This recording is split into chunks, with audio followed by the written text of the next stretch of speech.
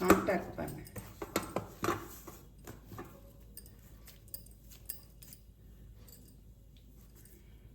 நம்ம தேவைக்கு தகுந்த மாதிரி சின்ன சின்னதாக நம்ம வந்து உருட்டிக்கலாம்.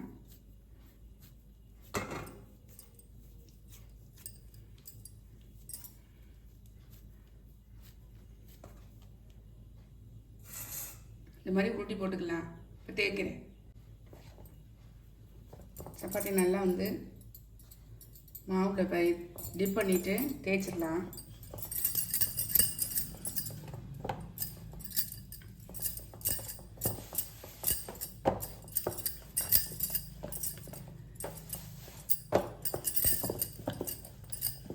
எப்பவும் எப்படி தேய்ப்போமோ அதே மாதிரி இதில் தேய்ச்சிக்கலாம்.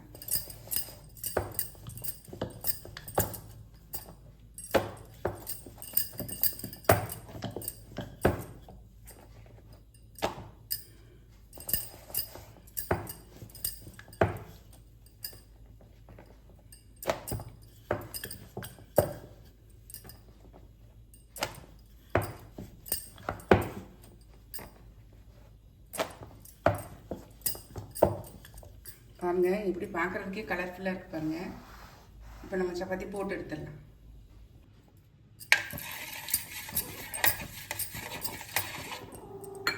கண்ணு சூடாயிடுச்சு. சப்பாத்தி போட்டுக்கலாம். நல்ல க்ரீன் கலரில் இருக்கிறதுனால குழந்தைங்களாம் நல்லா விரும்பி சாப்பிடுவாங்க. நல்ல ஹெல்த்தியும் கூட.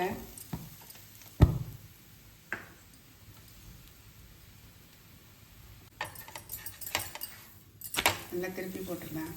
நல்லா ஃப்ளஃபியாக வருது பாருங்கள்.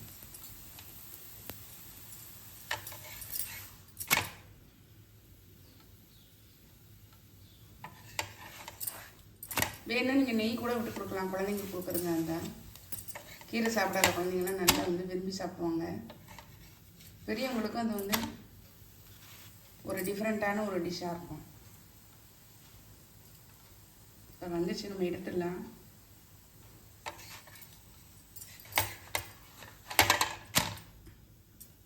மாதிரி ரெண்டு பக்கமே நல்லா வந்து திருப்பி திருப்பி போட்டு வேக வச்சு எடுத்துடலாம்.